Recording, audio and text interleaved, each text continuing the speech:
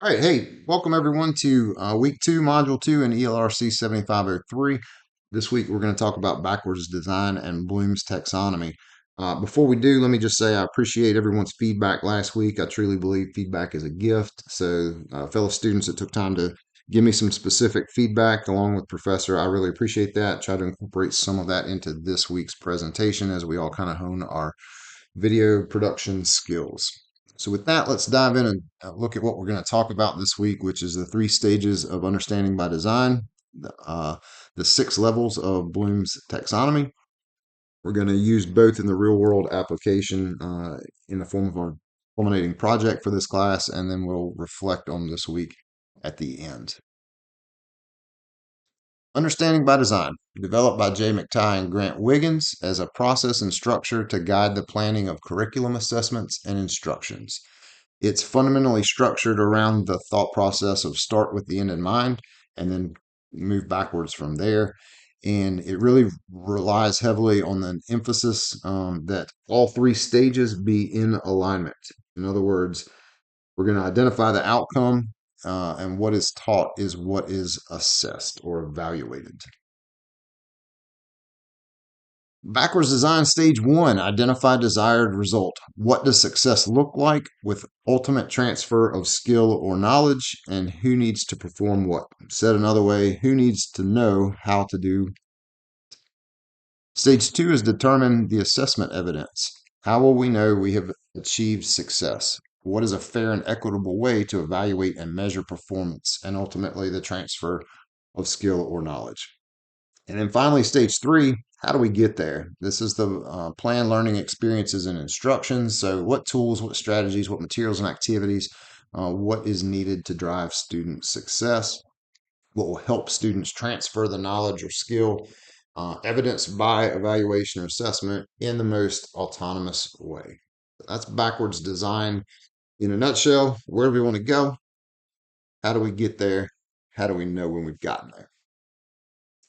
All right, Bloom's Taxonomy, published in 1956 by Benjamin Bloom. He had several collaborators. I think there were four others that helped him, but he's widely credited with this thing. It's been used by literally generations, over half a century now, of educators and institutions for effective instructional design, kind of thought of as the gold standard in instructional design world. And it uses a pyramidal concept of organizing learning objectives into a hierarchy of cognitive complexity, starting with the remembrance and culminating in the highest level of creation. So basically, what this thing says is it's easy to spit out or regurgitate a number, a date, a fact, a definition. It's a lot harder to pull it all together and create something new with that. And so we'll dive into each of the levels now. Throughout this, I tried to use one central theme in delivering an example at each level of the taxonomy. So just bear with me. Level one, remember, this is the most basic. It requires only a recall of information. An example within the theme of the Declaration of Independence that you'll see throughout the next few minutes is what year is the Declaration of Independence signed?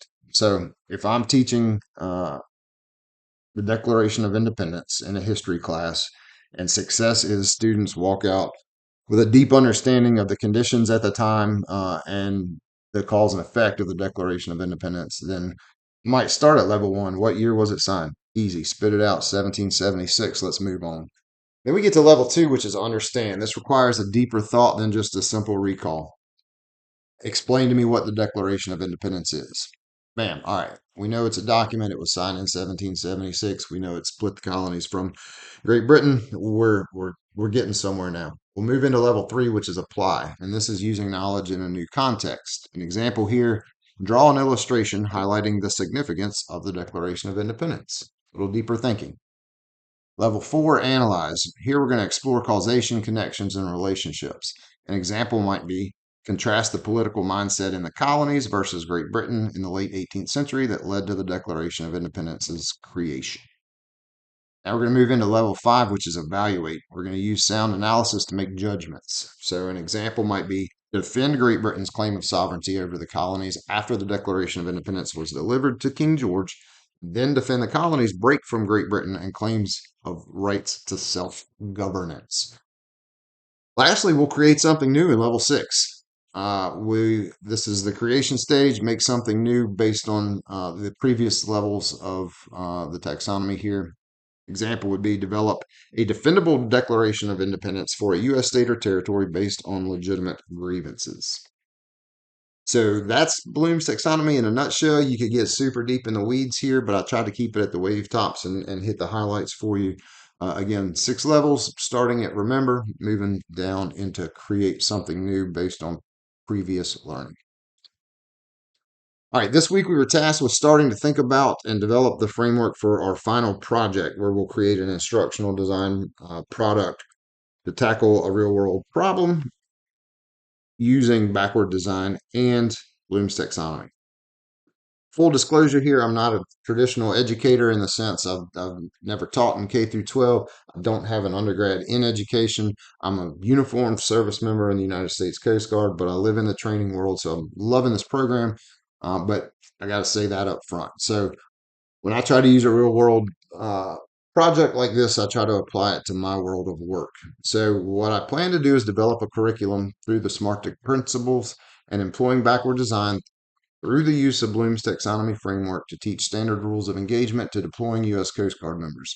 So our folks that are going over to CENTCOM to the Middle East operate under Title 10 authority, not Title 14, which is standard rules of engagement, not Coast Guard use of force. They need to understand that concept deeply to prevent armed conflict or preserve life while they're in theater. So how do we get them there from a basic knowledge based PowerPoint of definitions to making real world, real time decisions?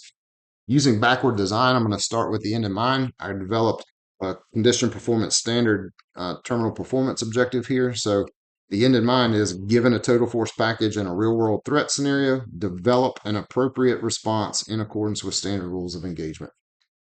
Um, my way of employing Bloom's taxonomy here is developing the materials, assessments, and activities that move through the 6 levels from remember, terms, definitions, blah, blah, blah, simple regurgitation of information, to create, which is their developing response plans. That's my thought process on my project. Absolutely open to ideas or feedback. If anybody sees some roadblocks or hiccups where this probably won't meet the mark, please let me know.